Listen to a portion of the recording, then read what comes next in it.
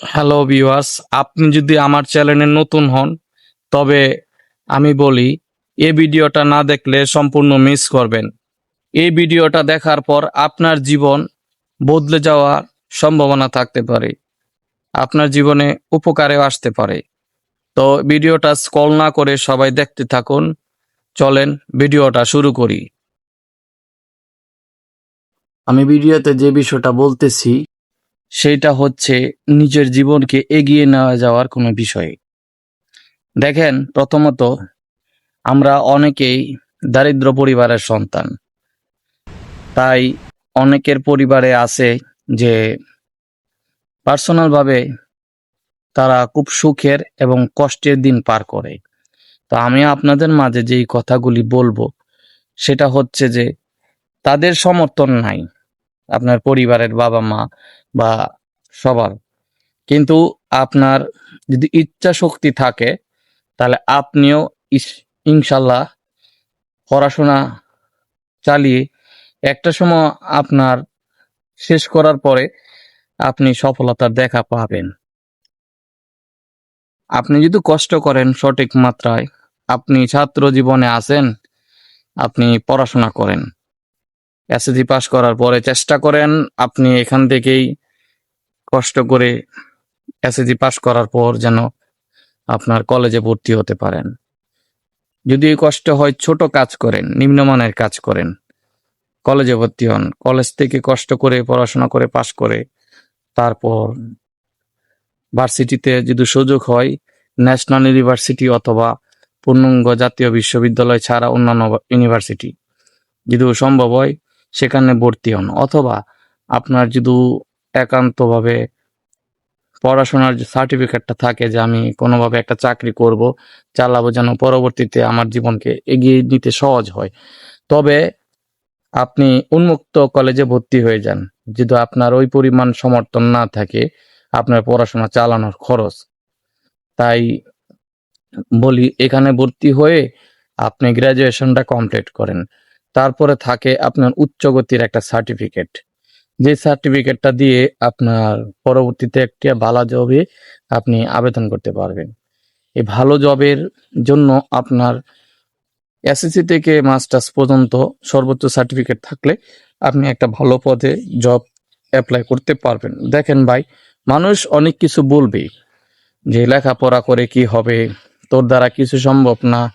ভাই, যারা এগুলো বলে তারা শুধু বলতে পারে, কিন্তু তারা আপনাকে কখনো সাপোর্ট, অর্থ বা কোনো কিছুতে আপনাকে সমর্থন দিবে না। তাদের যতটুকু পর্যালোচনা ততটুকু তারা করবে। তো মূল কথা হচ্ছে তাদের দ্বারা আপনি কিছু পাবেন না, তারা আপনাকে বলবে বাট এতটুকুই শেষ। আর করার দায়িত্ব আপনার, আপনি করবেন। তারপরে যখন আপনার ঊর্ধ্বতন কর্মকর্তার মতো আপনার একটা যোগ্যতা হয়ে যাবে, পড়াশোনা শেষ করার পাশাপাশি আপনি মাস্টার্স কমপ্লিট করবেন, তারপরে আপনি মোটামুটি 100-র ভিতরে আপনি ধরতে পারেন 85% বা 80% কোম্পানিতে আপনি আবেদন করতে পারবেন। আর তখন এর ভিতরে আপনার একটা জব হবে, ছোট পদে হোক হবে। তারপরে আপনি এখান থেকে দীর্ঘদিন চাকরি করার পর আস্তে আস্তে ক্রমান্বয়ে আপনি এগিয়ে যেতে পারবেন। তখন আপনি একটা ভালো একটা পদ পাবেন। এই পদের ভিত্তিতে আপনার ভালো একটা জায়গায় ভালো একটা স্যালারি আপনি পৌঁছাইতে পারবেন। এখান থেকে আপনার জীবনযাত্রা তখন শুরু হবে। তখন শুরু হলেই আপনি দীর্ঘদিন যদি চাকরি করেন, আপনার আস্তে আস্তে কিছু টাকা সঞ্চয় করলে আপনি ব্যাংকে রাখলেন, আর বাকি কিছু টাকা আপনি সংসার চালানোর জন্য আপনি করে যাবেন। তবে তখনই আপনি মোটামুটি সচ্ছলভাবে আপনি একটা অবস্থানে দাঁড়াইতে পারেন। আর যদি আপনার বাবার টাকা থাকে 10 লাখ, 15 লাখ, 20 লাখ, তাহলে আপনি বিদেশে যান।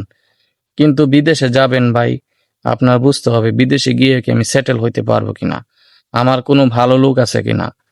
ইনকাম করা ভাই খুব সহজ এরকম না, ইনকাম করা খুবই কঠিন। আপনার জীবনযাত্রা মান যতটা সহজভাবে আমরা বিবেচনা করি আসলে ঠিক ততটা সহজ নয়, অনেকটা কঠিন।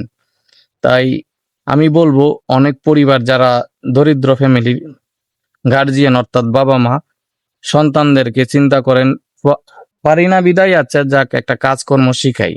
ঠিক আছে, কাজকর্ম শিখান, পাশাপাশি চেষ্টা করবেন আপনারাও যেন বিদ্যাটা সহজে তাদেরকে দিতে পারেন, যেন এই বিদ্যাটার মাধ্যমে তার জীবনটা এগিয়ে যেতে পারে।